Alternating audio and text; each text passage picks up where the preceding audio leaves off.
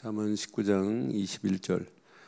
사람의 마음에는 많은 계획이 있어도 오직 하나님의 뜻만이 완전히 서리라. 사람은 자기의 인자함으로 남에게 사모함을 받느니라. 가난한 자는 거짓말하는 자보다 나으니라. 함께합니다. 여호와를 경외하는 것은 사람으로 생명에 이르게 하는 것이라. 경외하는 자는 족하게 지내고 재앙을 당하지 아니하느니라. 아멘. 우리가 신앙생활하는 것 자체를 여러분 잘 바르게 정리 안 하면 자칫하면 어마어마한 성경 말씀을 가지고도 틀리게 갈 수 있어요. 그래서 신앙생활은 뭐부터 하냐면 이렇게 정리를 잘해야 돼요. 성경도 정리를 잘해야 돼요. 여러분 집안 살림도 잘하는 사람은 정리가 잘 되잖아요. 정리를 잘해야 돼요. 그렇잖아요. 사람도 생긴 것도 정리를 잘못하면 여러분 그 가치를 잘 몰라요. 그래서 신앙생활은 100% 정리를 해야, 바르게 정리를 해야 이런 흐름을 타고 수 있어요. 그 흐름 따라가는 게 신앙생활이에요. 그런데 흐름을 따라가는데 하나님의 은혜가 넘치네. 은혜만이 아니라 막 힘이 되네. 하나님의 능력이 체험되네. 그 안에서 조금씩 바뀌어지는 거예요. 치유가 되는 거예요. 치유가 되니까 나 자신 바꾸려고 안 했는데 바뀌어지고 갱신되어지고 개혁되는 거예요. 그게 점점점 가면서 일어나는 걸 보고 센티피케이션, 성화라고 하는 거예요. 그러니까 기독교회는 달라져야 돼요. 시간이 가면 갈수록 달라지는 겁니다. 변화의 역사가 일어나는 거예요. 이게 어느 시간표가 되면 이걸 보고 뭐라고 그래요? 개인화됐다고 하는 거예요. 복음은 개인화돼야 되고 말씀도 개인화돼야 돼요. 개인화가 되면 이런 사람들이 모인 게 교회화입니다. 교회. 그러니까 교회는 서로 막 틀리고 의견이 다르고 다 다르죠. 뭐 맞을래 맞을 수가 없어요. 그런데 교회가 되어지는 것은 이 복음으로 내 중심이 아니라 이타주의라. 그러니까 제가 그 메시지 중에 말씀드렸잖아요. 오늘 기독교의 진짜 근본은 뭐냐면 철저하게 이 기가 아니라 이타입니다. 희생 정신이, 희생 안에서 섬김이 없이는 기독교는 그건 죽은 거나 마찬가지예요. 이게 기본이라니까요. 그러니까 당연히 복음 안에서 나보다 다른 사람을 먼저 해요. 그러니까 내 생각, 내 주관이 앞서는 건 그건 신앙생활 아닙니다. 그래서 교회가 수만 명이 모여도 수천 명이 모여도 원네스를 이루어 가야 돼요. 이게 맞다면, 복음으로 정리되고 이게 맞다면, 이 비밀을 가지고 교회화가 이제 힘이 되면 될수록 현장의 시스템을 만들어 내는 거예요. 현장화가 되는 거예요. 개인도 개인화가 되면 당연히 현장에서도 다른 사람이 봐도 야, 저 사람 진짜 신앙생활, 저 사람이 모델이다 이렇게 인정받을 수 있잖아요. 이게 점점점 확산되면 이게 세계화로 나가는 겁니다. 우리 힘으로 할 수 없어요. 그래서 제가 7가지 흐름을 타라고 우리가 이번 고난주간에 메시지를 잘 받았어요. 이제 여러분들이 이제 생각을 해보세요.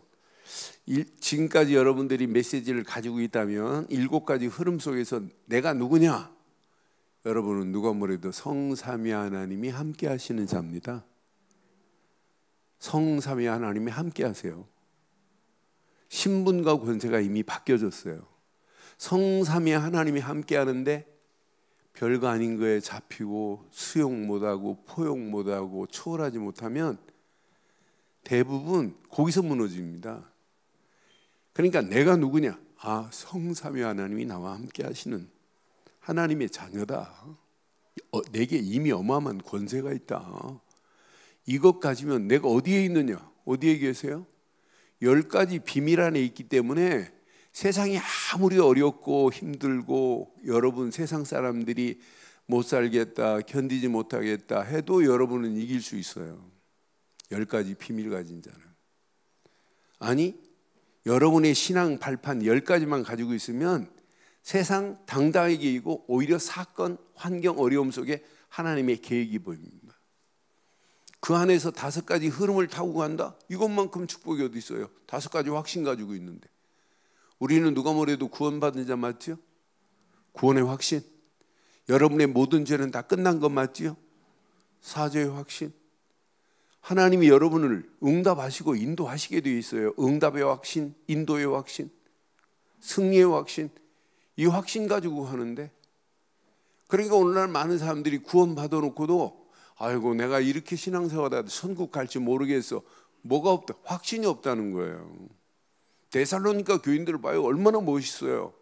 복음을 말로만이 아니라 복음의 능력과 성령과 큰 확신 가운데 당당하게 승리해 버리잖아요. 이번 주 말씀만 붙잡아도 확신 오잖아요. 부활, 십자가의 고난은 우리에게 승리의 마침표요, 소망의 마침표를 찍어주신 줄 확신합니다. 끝났어요. 그거 딱 붙잡고 날마다 은혜의 느낌표가 있어야 돼요. 은혜의 느낌표가 내 속에서 꿈틀꿈틀하는데 영적인 진동이 안 일어나요? 막 감격이 안 일어나요? 감동이 안 돼요? 응? 여러분, 감동, 예수 믿고 감동이 없다면 참 그건 무디기, 진짜 무딘 겁니다. 쇳덩어리나 마찬가지예요. 나무 토막처럼 감동이 없고. 우리는 또 영적인 감동이 있잖아요. 그런데 하나님의 은혜의 느낌표만이 아니라 임마누엘로 그분이 함께하기 때문에 나는 붙어있기만 하는데, 가만히 있는데 그분이 내 안에서 역사하시는 걸 보고 가는 게 신앙생활이에요. 임마누엘이 쉼표 속에 있는 거예요. 늘 질문해 보세요. 금방 답이 나오지. 그래서 5가지 흐름, 여기까지만 딱 붙잡으면 9번째, 세상 누구를 만나도 소통하고 배려할 수 있어요. 그게 이기는 겁니다. 꼭 싸워서 이기는 게 아니에요. 9가지 흐름 속으로 그냥 딸려가는데 하나님이 역사하잖아요. 그런데 이 부분의 마지막 7번째, 이 비밀 가진 사람들, 교회만 생각해도 막 은혜가 돼야 되고, 교회만 생각하면 막 진짜 결단해야 되고, 야 이거 교회 바로 세워야 되겠구나. 왜 조만식 선생님이 그렇게 했어요? 고당 조만식 선생님이 뭐라고 그랬어요? 유치장 10개 짓는 것보다 교회 하나 세우는 게 훨씬 낫다고 그랬어요. 왜? 그때 당시만 해도 참 고당 조만식 선생님 그 시절은 세상이 무법천지였어요. 경찰도 별로 없고, 그러니까 막 길바닥에 사람들이 널려 있어요. 술이 취해가지고. 그 정도로 심각한, 진짜 그때 당시는 보릿고기 아니에요. 사람들 먹을 게 없어요. 그 정도로 가난이 찢어지게 가난한 시절 아니에요. 그러니까 범죄는 그냥 일상이라, 그런 상황에 복음을 깨닫고 나니까 야, 교회만큼 중요한 게 없구나.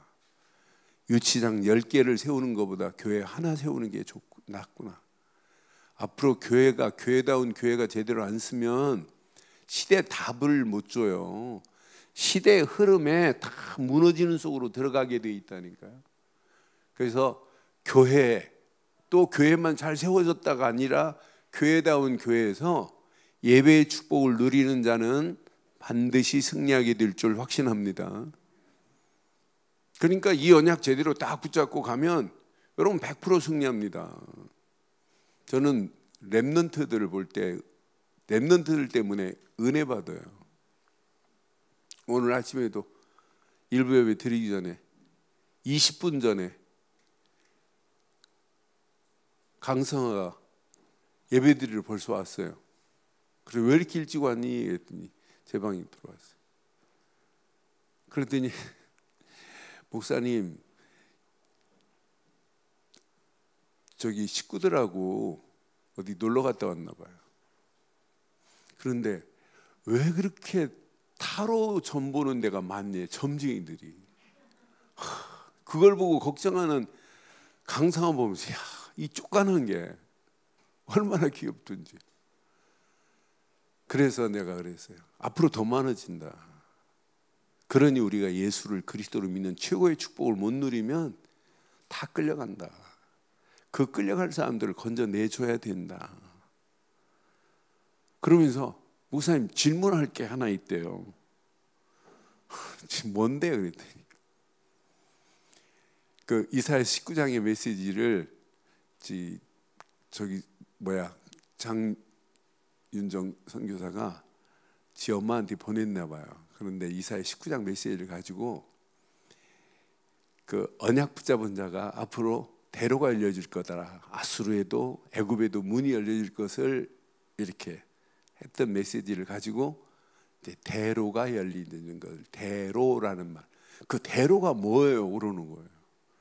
그래서 대로는 영어로는 하이웨이고, 그 이스라엘 복음가인 자를 통하여 그런 애굽 이방 나라까지 복음이 증거될 걸 얘기하는 거예요. 그랬더니 금방 뭐라냐면, 이제 그 말, 그 장선교사님이 이야기한 말이, 기도 제목이 이해가 됐다는 거예요.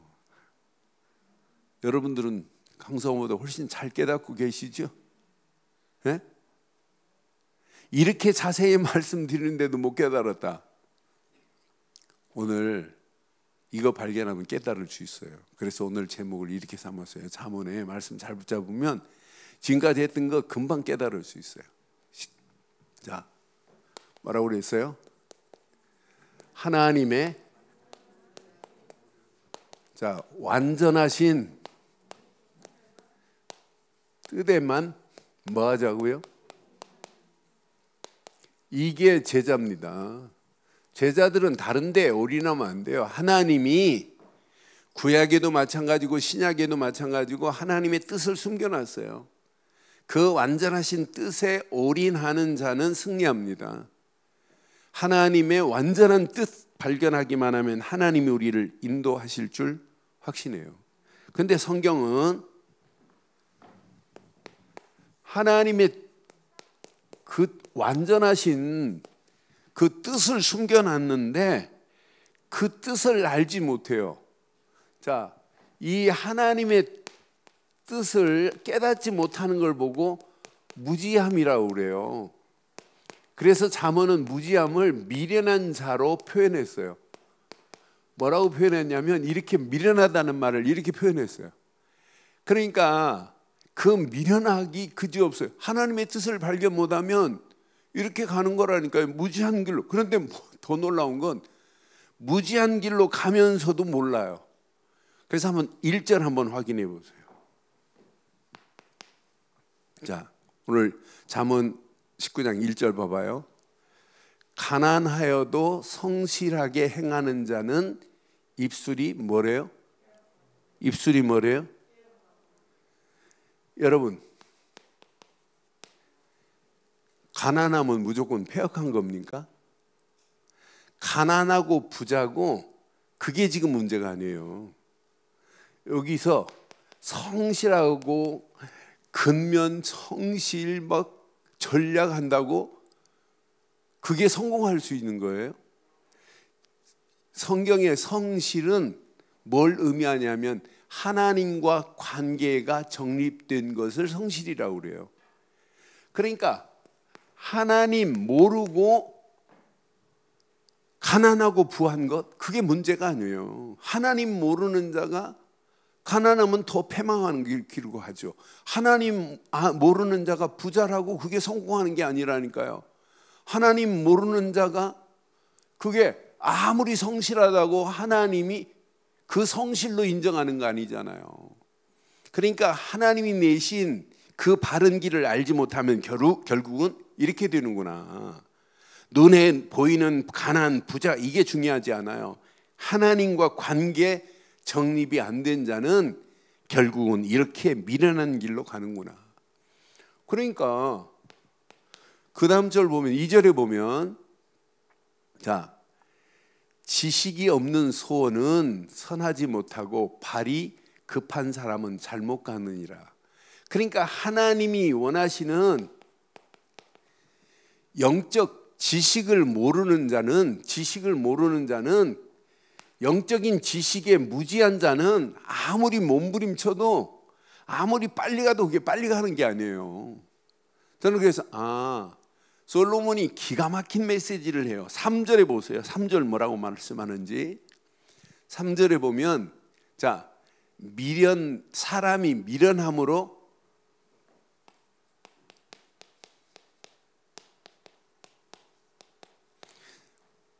자기 길을 바르게 가야 되는데 굽게 간다는 얘기예요. 결국은 그 마음에 하나님을 원망한다는 것이 이게 인생이에요. 나는 제일 어리석은 게 뭐냐, 하나님을 원망하는 것만큼 어리석은 자가 어디 있어요. 아무리 인생이 자기 지혜를 가지고 아무리 몸부림치고 애를 써서 가도 결국은 안 되는구나. 그러니까 결국은 가난한 것도 부한 것도 성실한 것도 하나님 알지 못하는 부자도 필요 없고 하나님 알지 못하는 성실함도 하나님 인정하지 않아요. 하나님 모르는데 윤리 도덕적으로 깨끗하다? 그게 문제가 아니잖아요. 하나님이 진짜 뜻을 모르니까 결국은. 그래서 19장 13절에 이렇게 미련한 자의 종국이 어떻게 되나 보세요. 미련한 아들은 그 아비의 뭐래요? 재앙거리가 된대요. 그러니까 우리 자녀들에게 정확한 언약을 전달 안 시켜주면 어떻게 되겠어요? 저는 이 말씀 확인하는 순간에 아, 맞다. 우리 후대들에게 바르고 정확한 언약, 하나님의 뜻을 구분할 수 있는 바른 복음을 안 심어주면 결국은 이렇게 되는구나. 우리가 잘 아는 창세기 4장 5절 보세요. 자, 가인이 어땠나 한번 봐봐요. 창세기 4장 5절. 가인과 그의 재물은 받지 아니합니다. 아벨의 재물은 받았어요. 그러니까 몹시 뭐예요? 분을 내더니 결국은 안색이 변하더니 결국은 동생을 어떻게 해요? 이렇게 살인자로 변한다니까요. 아니 하나님 앞에 예배했어요 안 했어요? 가인이 예배했어요 안 했어요? 예배했다니까요. 하나님이 연락하는 예배했어요? 가인이 예배를 하나님이 받아요? 뭘로 드렸어요? 곡식으로 드리는 예배는 안 받아요.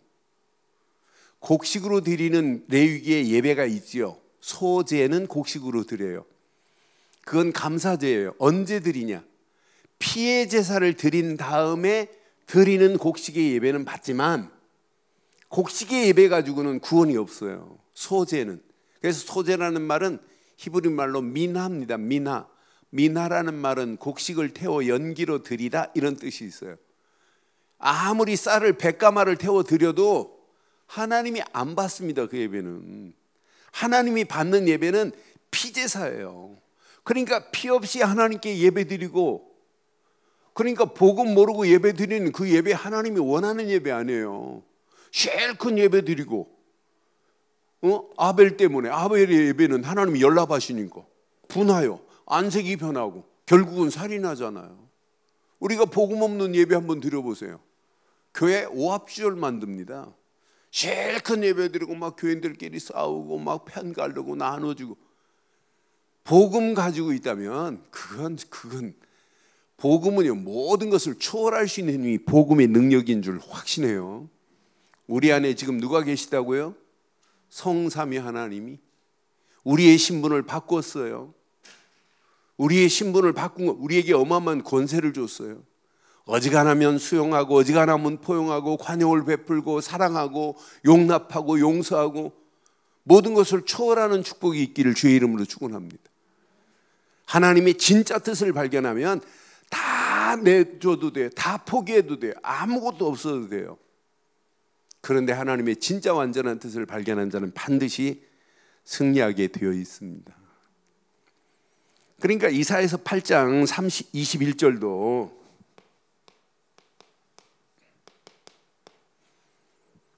이사야서 8장 21절 이 땅으로 헤매고 곤고하여 굶주릴 것이라. 언약 잃어버리고 가는 이스라엘 백성들에게 분명히 말씀했어요. 언약 없이 잃어버린 그가 굶주릴 때 격분하여, 지금 굶주리고 배고프다고 격분할 필요 있어요? 자기 왕과 자기 하나님을 저주할 것이며 위를 쳐다보거나 땅을 굽어보아도 환난과 흑암과 고통의 흑암뿐이라. 그들이 심한 흑암 가운데서 쫓겨 들어가니. 언약 잃어버린 이스라엘, 하나님께 영광 돌려야 할 이들이 결국은 언약 잃어버리니까 이렇게 갈 것을 이미 예언했어요. 저와 여러분들이요, 서론 잘 기억하세요. 우리가 그냥 복음 가진 자가 아니에요. 5가지, 7가지 흐름 속에서 날마다 누리기를 주의 이름으로 축원합니다. 누리면 누릴수록 치유의 역사가 일어나요. 누리면 누릴수록 내 자신이 갱신돼요. 개혁되어집니다. 변화의 역사가 일어나요. 그러니까 우리는 시간마다 좀 달라져야 되잖아요. 예전하고 우리의 모습이 달라지고 우리의 삶이 바뀌어지고 우리의 성격도 달라지고 교회 생활도 달라져야 되는 건 맞잖아요. 그러니까 이 복음 가지고 여러분 진짜 한번 누려보세요. 하나님이 어떤 축복인지. 지금 영적 무지함 속에 끌려가는 이들의 현장을 이렇게 지금 말씀해요. 그럼 오늘 본문에서 하나님의 뜻을 발견한 지혜로운 자는 어떤 축복으로 하나님이 인도하겠어요? 저는 하나님의 지혜 안에서 하나님의 뜻을 발견했다, 이 사람은 100% 승리합니다. 18절 한번 확인하겠어요? 18절. 오늘 본문 18절 봐요. 네가 내 아들에게 희망이 있은즉 그를 징계하되 죽일 마음은 두지 아니하리라. 여러분, 징계를 여러분 잘 생각해 보세요. 하나님이 우리를 징계한 걸 우리 죽이려고 그래요? 우리를 고치려고 그래요? 하나님의 징계는 이걸 징계를 잘 받으면 새로운 축복의 길이 열려져요. 잘못된 길을 그러니까 이스라엘 백성들을 전체를 확인해 보면 하나님이 선자를 통해서 이렇게 메시지를 주세요. 근데 메시지를 주는데 이 메시지를 바르게 따라가지 않으면 하나님이 가볍게 경고하세요. 경책하세요. 어떤 때는 책망도 하고 경고도 하세요. 그런데 계속 그 길에서 벗어나지 않으면 그때 하는 것을 징계도 하세요. 그런데 궁극적으로 징계, 심판 가기 전까지 징계는 깨닫고 돌아오면 이게 축복의 기회라니까요. 그래서 디모데 후서 3장 14절로 17절에 우리에게 말씀을 주신 것을 보면 배우고 확실한 일에 거하라 그랬죠. 그런데 이 말씀은 우리에게 어떤 때는 뭐가 되죠? 뭐가 돼요? 교훈만 돼요? 책망도 바르게 의로 교육하기에 유익한 겁니다. 성경은 하나님의 감동으로 된 것으로 시작. 교훈과 책망과 바르게 함과 의로 교육하기에, 그러니까 우리에게 어떤 때는 책망, 징계가 우리를 궁극적으로 죽이려고 하는 게 아니에요. 어떻게 부모가 자식을 죽이려고 하는 요즘 이상한 것들이 있지만 자식을 여러분 어떻게 죽입니까? 혼내서 깨닫게 하려고 어떤 때는 징계할 수 있는 거죠. 그러니까 하나님의 뜻을 제대로 발견한 사람은 야, 이게 나를 바르게 세울 수 있는 축복의 기회구나, 이렇게 발견되는 거예요. 이스라엘도 마찬가지고. 20절 한번 확인해요. 20절. 자, 너는 권고를 들으며 훈계를 받으라. 그래서 징계, 권고, 훈계를 지금 이렇게 말씀하는 거예요. 그리하면 내가 필경은 뭐 하게 될 것이다? 저와 여러분들이 어떤 때는 말씀에 설교하는데 말씀에 여러분 가슴에 부닥치는 게 있다. 그러면 여러분 축복의 기회로 삼기를 바라요. 말씀에 부닥치는, 목사님이 어떻게 알았지? 말씀을 가지고 치시네? 그럼 그 사람은 평생 그 병 못 고칩니다. 말씀에 딱 부닥치는 게 있다면 이 말씀은 오늘 나에게 징계의 말씀 같구나, 권고의 말씀 같구나, 훈계의 말씀 같구나, 그렇게 붙잡는 순간에 지혜롭게 될 줄 확신합니다. 그게 신앙생활이에요. 저도 성경을 읽다 보면 성경이 내게 딱 부닥쳐요. 그것 가지고 설교하는 거예요. 이번 주간도 성경이 있는데 내게 딱 부닥치는 거라. 야, 네가 하나님의 일을 생각하는 것보다 사람의 일을 생각하는 게 많지 않니? 나한테 질문해 봤어요. 그 메시지를 붙잡으니까 내가 그 말씀 가지고 묵상하다가 설교하는 거예요. 지난주 같은 도 아직도 깨닫지 못했느냐 하는데 나한테 하는 말씀 같아요. 나한테. 아직도 깨닫지 못했느냐 하는 메시지가 나에게 하는 메시지가 더 얼마나 감사하든지요. 이번 주 이 말씀 다 붙잡아요. 하나님의 뜻을 바로 깨달으면 징계도 그 하나님의 뜻이 숨어 있어요. 권고하는 것도 훈계도 이게 바른 지혜로운 길인 줄 확신합니다. 오늘 분명히 말씀하죠. 21절 봐보세요. 진짜 하나님의 뜻이 이제 여기에 숨어 있어요. 하나님의 뜻을 바로 딱 깨닫고 이제 우리의 발걸음을 떼시면 우리 움직이는 발걸음마다 승리합니다. 자, 시작. 사람의 마음에는 많은 계획이 있어도, 그러니까 내 모든 계획 속에서 뭘 발견하라는 얘기예요? 하나님의 뜻만이 완전한 계획을 이루는 거다. 그러니까 하나님의 계획과 내 인생이 딱 맞물리는 순간 하나님은 역사하게 돼 있어요. 그래서 우리 힘으로 할 수 없기 때문에 하나님을 경외하는 것이 먼저 돼야 돼요. 그럼 여러분 잘 보세요. 자, 하나님의 뜻하면 여러분 이제부터는 할 말이 있어야 돼요. 마태복음 7장 21절에 뭐라고 그랬죠? 이건 여러분 꼭 새기고 누구를 만나도 정확하게 말해줘야 돼요. 저는 초등학교 때부터 이렇게 부흥에 참석해가지고 목사님 설교, 부흥 강사 목사님 설교 많이 들었어요. 막 졸면서 숙제도 안 했는데 가서 부흥회 가라니까 가가지고 숙제도 안 하고 그 다음날 또 숙제 안 해야겠다고 손바닥 맞고 막 그랬어요. 부흥회에 참석하라니까 어떻게 가야죠. 그런데 부흥회 하면 뭐 저녁 8시에 시작해가지고 기본이 11시에 끝나요. 밤 11시 막 3시간 어떤 데는 4시간 또 이렇게 건축원금 안 나오면 막 더해요. 막 돈 나올 때까지.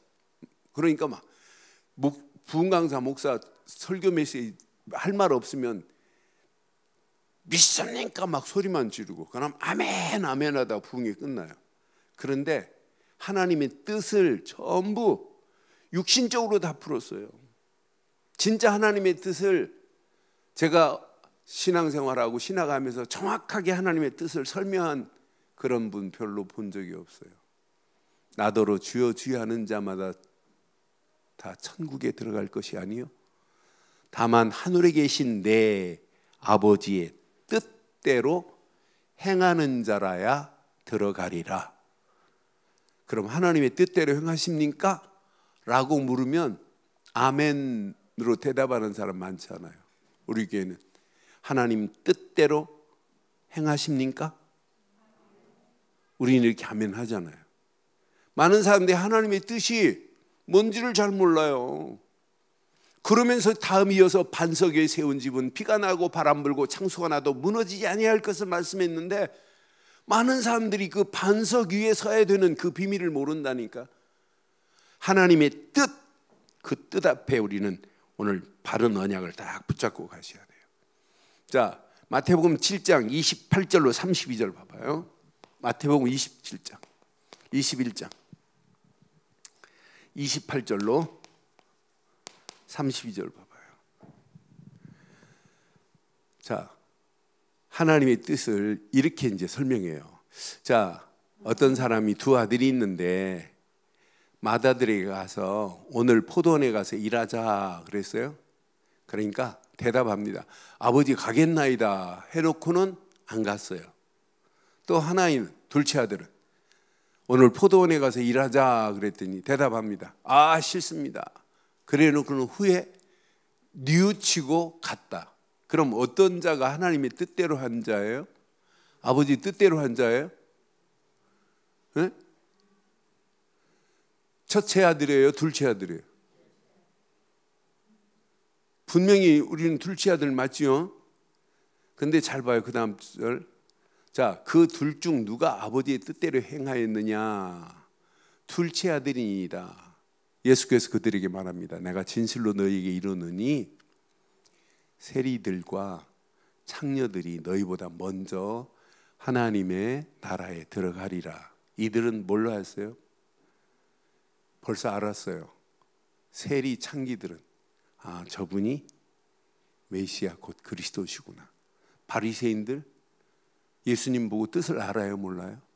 하나님의 뜻대로 오신 이분을 모르는 거예요.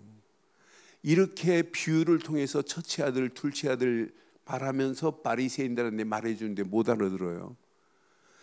너는 그래서 그 다음 절 한번 32절 봐봐요. 요한이 의의 도로 너희에게 왔거늘 너희는 그를 믿지 아니하였으되 세리와 창기는 믿었으며 너희는 이것을 보고도 시작 끝내 뉘우쳐 믿지 아니하였도다. 이게 바리새인들의 신앙이에요. 근데 우리는 이렇게 하면 안 되잖아요. 바리새인들처럼 이렇게 신앙생활하면 안 되잖아요. 우리는 사실 이방 나라 중에 이방 나라였어요. 대한민국은. 어떤 면에 영적으로 보면 세리나 창기들이나 마찬가지예요. 그런 민족이 하나님의 은혜로 복음을 깨달았다. 복음 깨닫고 하나님의 계획 속에 들어갔다. 이것만큼 복이 어디 있어요. 지금 많은 사람들이 하나님의 뜻이 뭔지를 구분을 못해요. 이렇게 정확하게 요한복음 6장 40절 이렇게 완벽하게 말씀했는데 성경에 요한복음 6장 40절처럼 이렇게 정확하게 말 안 되고 어디 있어요. 시작. 내 아버지의 뜻은 아들 되신 예수 그리스도를 보고 믿는 자마다 영생 주려고 하는 게 하나님의 뜻이라니까. 구원 주려고 하는 하나님의 뜻이에요. 구원 받아야 영생을 얻는 길이 있잖아요. 예수를 그리스도로 믿고 영접하는 순간 영생이라는 구원의 어마어마한 축복을 이미 우리는 받았어요. 또 마지막 날에 내가 이를 다시 우리에게 부활의 소망을 줬다니까요. 마지막 날에 이 일을 내가 다시 살리려고 하는 이 소망을 가진 게 하나님의 계획 아니에요? 그러니까 하나님의 뜻을 진짜 깨닫고 나면 이 뜻을 깨닫고 나면 여러분들이 내 생에 예수님이 오늘 뭐라고 그랬어요?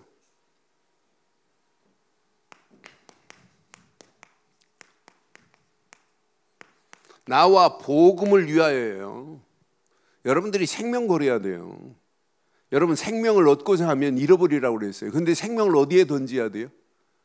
내 생명의 주관자는 오직 예수밖에 없다 라고 믿어야 되는 건 맞죠?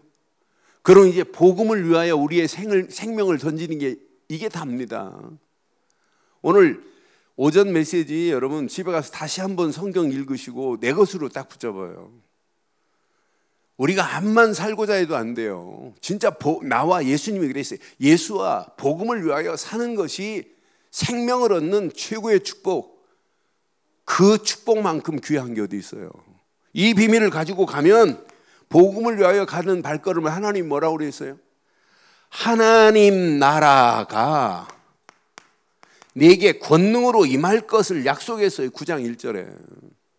이번 주간 이 메시지가 저와 여러분들의 최고의 축복의 메시지 되기를 바랍니다.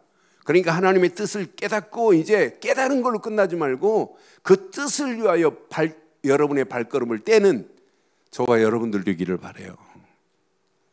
하나님의 뜻, 예수 그리스도를 믿는 게 하나님의 뜻이다. 맞지요? 그럼 우리의 삶은 이제 그 뜻을 위하여 하나님의 뜻을 알지 못하는 저 영혼들을 향하여 예수를 그리스도로 믿어야 구원이야. 예수를 그리스도로 믿어야 영생 얻는 거야. 지금도 하나님의 뜻이 뭔지를 몰라요. 제가 목사님들을 이렇게 모아놓고 집회하면 목사님들 아버지 뜻대로 행하십니까? 그러면 벌벌 떨어요. 응? 어떻게 하나님 뜻대로 행하니? 응? 지금 우리 교단에 총회장 지내신 분도 제 합숙 와가지고 이거 발견하고 나 무지했구나. 제가 합숙 오면 합숙생들 암만 총회장이 와도 대접 안 하는데 제가 총회장을 2번이나 지냈다고 하길래 5번 강의 마치고 밖에 모시고 갔어요. 점심시간에 식사 대접하려고 부부를. 그래서 식사 대접하고 어떻게 힘드신 거 없습니까? 그랬더니 힘든 거 없대. 그러면서 진짜 복음을 몰라도 이 정도로 내가 모르는지 몰랐대. 그러면서 앞으로 복음을 위해서 한번 결단해 보겠대. 그래 제가 다락방 해드릴게요. 그래서 제가 상계동까지 가가지고 한 10번 정도 다락방 해줬어요. 가서 복음 편지 가지고 기본 메시지 가지고 사모님하고 목사님 앉혀놓고 딱 끝나고 그때부터 저하고 관계돼 가지고 저를 동생처럼 여기고 형 동생 하면서 지금까지 지내는 거예요. 어디 가서도 자랑해요. 나는 신학에서도 복음 못 알아듣는데 내 인생 나는 합숙 가지고 내 인생을 이렇게 바꿨다. 내가 진짜 복음을 해요. 그러니까 많은 사람들이요 이론은 아는 수 있어요. 우리 교인들도. 그런데 진짜 하나님의 뜻을 알면 알수록 예수님이 나와 복음을 위하여 생명을 잃는 자는 구원을 얻게 될 줄 확신합니다. 이번 주간 이 메시지 내 것으로 딱 붙잡아요. 이걸 깨닫고 가면 뭐가 임할 것이다? 하나님의 나라가 권능으로 임할 거야. 이게 보호자와의 능력인 거예요. 오늘 이 언약 붙잡고 당당하게 승리하기를 주의 이름으로 축원합니다. 그래 이 비밀을 깨달으면 23절 봐 이제 오늘 보면 여러분 이렇게 해야 돼요. 이 비밀을 이 뜻이 있기 때문에 날마다 우리 힘으로 안 되는 걸 알기 때문에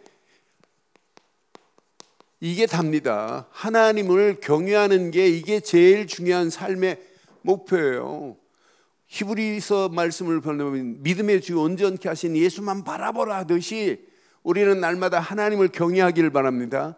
여호와를 경외하는 것은 사람으로 생명을 이루게 하는 것이요 경외하는 자는 시작 족하게 지내고 재앙을 당하지 여러분 만족하게 지낸다 이 말이에요. 여러분 여호와를 경외해야 만족을 누릴 수 있을 줄 확신해요. 그러니까 여호와를 경외하는 자에게는 족하게 지내고 재앙을 당하지 아니하리라 그랬어요. 이 땅에 살면서 이것만큼 가치가 어디 있어요? 그럼 하나님의 뜻을 발견하고 하나님의 뜻을 위하여 살아갈 힘을 하나님이 공급하시게 돼 있다니까요. 그래서 오늘 아침의 메시지처럼 복음의 마침표의 비밀을 이번 주간 마음껏 한번 누려보세요. 마침표 딱 같이 보세요. 마침표 딱 찍으면 끝난 겁니다. 그렇잖아요.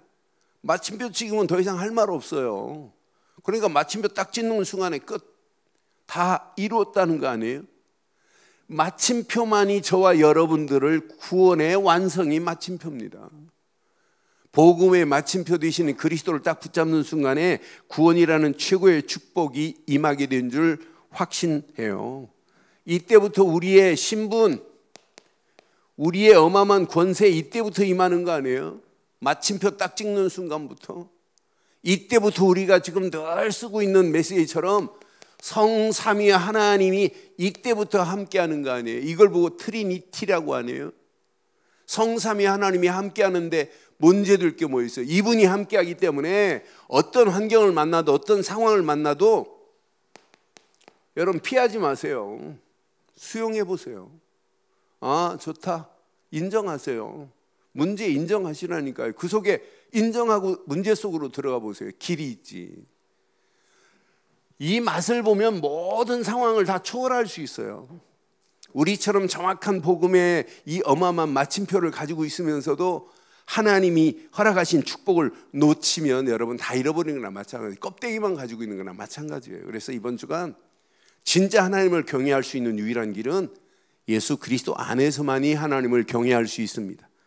특별히 부활의 기쁨을 누리면서 복음의 마침표는 우리에게 승리의 마침표요, 복음의 마침표는 우리에게 산 소망을 주는 마침표인 줄 확신합니다. 이 비밀을 가진 자가 날마다 말씀에 느낌표가 있어야 돼요. 그래서 말씀 딱 붙잡는 순간에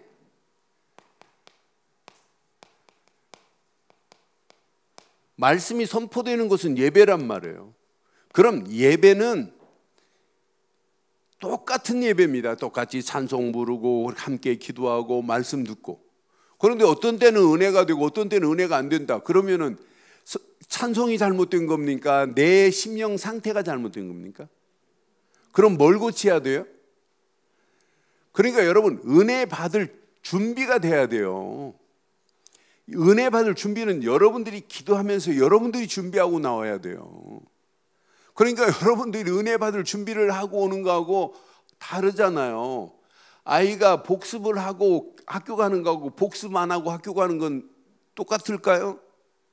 여러분, 복습하고 가면, 예습하고 가면 다릅니다. 예습 복습을 하고 가는 자는 학교 갔다 와도 다르고, 또 제가 오늘 메시지 하고 지금 다음 주 할 메시지를 오늘 지금 점심 먹고 또 확인해, 다음 주 할 메시지를 지금 또 오늘 묵상하고 왔어요. 왜?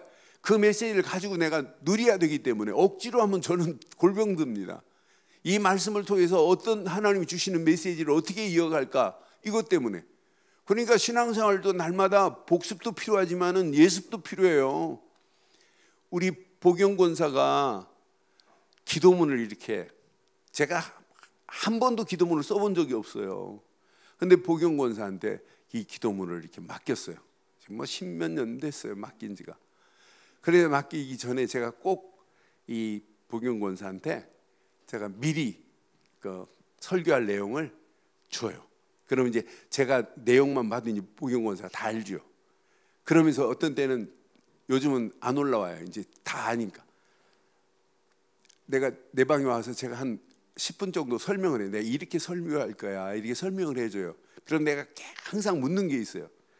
이제 보경권사가 내가 설교할 그 다음 장이 어디인지를 아니까 늘 읽고 와요. 그러면 제가 먼저 포럼합니다. 이번 설교할 거 읽어봤니? 물어요. 그러면 제가 묻는 말이 있어요. 그 말씀에서 네가 느끼는 게 뭐 있던데 해가지고 같이 이제 이야기한 다음에 나는 오늘 이 말씀 가지고 이렇게 설교할 거야, 이렇게. 그러니까 저도 늘 메시지 가지고 복습하고 다음 메시지 할 부분을 가지고 예습해야 돼요. 여러분, 예배 여러분 준비하기를 바라요. 준비한 그릇에 하나님이, 준비된 그릇에 주시는 말씀이 이렇게 담겨지는 거예요. 그런데 준비된 그릇에 말씀이 담겨질 때, 말씀은 이때부터 내게 능력으로, 재창조의 능력으로 역사하기 때문에, 말씀에는 뭐가 있냐면 이 진동이 일어난다니까요. 느낌이 일어난다니까요. 그런데 이 말씀 붙잡고 기도하는데 이런 응답의 문들이 열려지니까, 말씀은 24 말씀 붙잡아야 되고, 24 말씀 붙잡고 기도하면 25 응답이 오는 거고, 이건 영원한 축복이 이 안에 다 들어있구나. 그래서 여러분, 은혜의 느낌표를 이번 주간 확실하게 누리기를 주의 이름으로 축원해요. 그러니까 말씀 듣고도 은혜의 느낌이 확인이 안 됐다, 느낌표가 없다, 익사이팅이 없다, 익스클레이션 마크가 없다, 그럼 여러분 점검하셔야 돼요. 내가 지금 하나님 말씀을 읽고도 내게 느낌이 없구나. 사람 이야기할 때요, 진짜 답답한 게 있죠. 느낌이 없으면 말이, 제가 설교하는데 여러분 느낌이 없이 멍 때리고 있으면 저는 미칩니다. 근데 요즘 멍 때리는 분이 가끔 있어요. 메시지 하는데 가끔 깜빡깜빡 졸고. 저는 조는 건 못 보잖아요. 근데 거의 안 조는데. 그러니까 사람 대화할 때도 느낌이 없이 멍 때리고 있으면 대화가 끊어져 버리잖아요. 그러니까 하나님 앞에서도 우리가 늘 하나님이신 은혜의 느낌을 가져야 하나님만 사모하고 하나님만 생각하는데 더 큰 은혜가 되잖아요. 여러분 연애 안 해보셨어요? 만나면 만날수록 느낌이 있으니까 또 만나고 또 만나고 미치고 환장하는 거 아니에요? 김찬 사모 저한테 그럽디다. 나는 당신만 만나면 아무것도 안 먹어도 배가 안 고프다고. 내 거짓말인데 그걸 내가 또 믿었어요. 그러니까 우리의 신앙생활, 여러분 하나님의 은혜의 느낌표를 가지고 늘 진동하는 삶이 되기를 바라요. 진동이 일어나지 않으면 그건 신앙생활 지금 뭐가 지금 막혀 있어요. 그래서 그 맥의 흐름을 빨리 뚫어버려야 돼요. 그 막힌 걸 뚫으시기를 바래요. 이때 하나님이 주시는 내가 할 게 없구나. 임마누엘의 쉼표 속에 계시면 돼요. 하나님이 행하신다고 그랬지 우리가 하는 거 아니잖아요. 임마누엘의 축복 속에 있어야 이게 보입니다. 이게 하나님의 일이 보인다니까요. 사람의 일이 아니라 하나님의 일이, 이게 보인다니까요. 하나님의 뜻이 보인다니까. 이 뜻이 여기 있구나. 이거 붙잡고 있으면 하나님이 원하는 게 이거구나. 그러니까 이것이 하나님의 뜻이란 말이에요. 전도가. 지금 이 비밀을 모르는 영혼들한테 복음 전하라는 거라는 거예요. 선교하라는 거예요. 저는 그래서 솔로몬의 잠언의 메시지를 보면은요, 많은 부분이 않지만은 중간중간에 전부 뭐하고 연결됐냐면 이 비밀을 모르는 동네를 살리라고 하는 표현도 있고 전도가 숨어 있어요. 솔로몬의 잠언의 메시지 속에서도. 그러니까 지금 이 비밀을 모르는 사람들을 일깨워줘야 될 거 아니에요. 지금 미련한 길로 가고 있는 저 영혼들, 무지한 길로 가고 있는 영혼들을 지혜 있는 자들이 그들을 깨우쳐서 바른 길로 인도하는 것을 우리는 뭐라고 그래요? 전도라고 하는데, 이것도 내가 하는 게 아니에요. 그분이 하신다는 거지. 네가 하는 게 아니야. 네 안에 계신 성령이 말씀하시는 거야. 우리 힘으로 어떻게 선교를 해요? 못합니다. 우리 힘으로 어떻게 제자를 세워요? 안 돼요. 우리 힘으로 어떻게 후대들에게 연약 전달해요? 못해요. 하나님만이 하세요. 그래서 나와 함께 하시고 임마누엘 역사하시고 원네스를 이루어서 이분이 계획한 일을 하나님이 하실 줄 확신합니다. 우리 힘으로 어떻게 237을 살려요? 어떻게 5천 종족을 살릴 수 있는, 못 살립니다. 그런데 그분이 하시겠다는 거예요. 우리에게 권능을 주셔서 시공간을 초월하는 하나님의 능력으로 하시겠다, 이 말 아니에요. 오늘 이 언약 붙잡고 한 주간 당당하게 승리하는 저와 여러분들 되기를 주의 이름으로 축원합니다. 결론 내리겠습니다.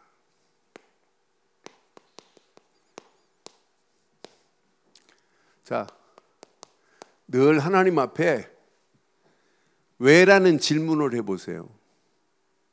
그래서 우리에게는 물음표가 날마다 필요해요. 퀘스천 마크가. 왜 나를, 왜 우리 가정을, 왜 우리 자녀를, 왜 우리 교회를, 왜 나를 중직자로, 왜라는 질문, 이거 하나 안에 모든 것이 다 끝납니다. 왜라고 하는 질문을 하면 할수록 이게 선명해져요. 나를 향한 나의 미션이 선명하게 보여야 돼요. 이것 때문에 하나님이 나를 목사로 불렀구나. 이것 때문에 하나님이 나를 이렇게 인도하셨구나. 제가 몇 주 전에 우리 윤주목 불러서 그랬어요. 목사 안수 받기 전에 네가 이런 계획을 세워야 된다. 저는요, 목사 안수 딱 받기 전에, 목사 안수가 우리 교단은, 옛날 있던 교단은 심사위원들 목사가 전국에서 올라와요. 한 50여 명이. 그래서 제 모든 성적표까지, 이력서까지 그분 손에 다 들어있어요. 그럼 딱 들어가면 디귿자로 그 목사들이 앉아 있어요. 그럼 딱 들어가면 어디서 나를 부를지 몰라요. 근데 그러니까 거기 한번 들어갔다 나오면 벌벌 다 떨어요. 거기서 떨어요. 만약에 예를 들어서 50명 중에 한 사람한테만, 나하고 원한 있는 사람이 걔 요즘 이번 목사 안수 받을 건데 걔 좀 정신 좀 차리게 해줘, 한마디만 하면 그냥 누락이에요. 한 사람만 그렇게 척 쥐어버리면은 1년 보류시켜야 돼요. 그런데 저기 딱 들어갔어요. 얼마나 떨리던지. 갔다 온 애들 먼저 면접 보고 온 애들이 막 얘기하면 더 무서운 말만 하잖아요. 저는 딱 들어갔어요. 들어가기 전에 결단을 했어요. 내가 이런 심정 가지고, 지금 들어가기 전 이런 심정, 전도사의 심정 가지고 내가 평생 목회하겠습니다, 이런 마음으로. 그런데 딱 들어가는 순간에 저 아는 목사님이 이영구 목사님이라, 김한식 그러더라고. 일로 와 그러더라고. 그런데 저 형이 그때 가니까 살살 물더니 뭐 다른 일 없니? 뭐 가지고 빨리 나가! 그러더라고요. 그래서 나왔어요. 나갔다 하면 들어갔다만 나왔는데도 제정신 듭디다. 야, 이거 제대로 안 하면 큰일 나. 그런데 하나님의 심판대는 어떻겠어요? 그렇잖아요. 우리가 뭐 하다 가야 되겠어요? 그래서 제가 우리 교회 분위기만 저기 하면 교육자 있으면 어디 일주일 가서 좀 기도 좀 하고 오고 좀 제대로 미션 좀 붙잡고 목사 안수 받으라. 얼마 생애 한 번밖에 없는데 한 번 받고 두 번 받을 수 없잖아요. 아, 지난번 잘못 받았으니까 한 번 더 받아야 되겠다. 할 수 없잖아요. 한 번에 끝인데. 그래서 감리교 같은 경우는 목사 딱 받으면 목사 아니에요. 준목. 3년 동안은 준목사예요. 목사 안수 받고도. 그리고 3년 이후에 다시 평점을 내서 그 사람을 정목으로 시켜주는 거예요. 근데 그렇게 했다고 목회를 잘하냐? 그렇지 않아요. 진짜 복음 안에서 하나님이 주신 뭘 붙잡아야 된다? 미션을 붙잡아야 돼요. 교회도 장로도 권사도 이 미션이 없으면 하나님의 뜻을 아무리 발견하려고 해도 안 돼요. 하나님의 뜻과 미션은 연결고리가 있어요. 하나님의 뜻을 제대로 아는 사람들은 전부 미션이 있어요. 이 미션을 붙잡고 이제 올인하는 거예요. 하나님이 어떤 축복으로 인도하겠어요? 여러분 나이 먹은 거 별거 아니에요.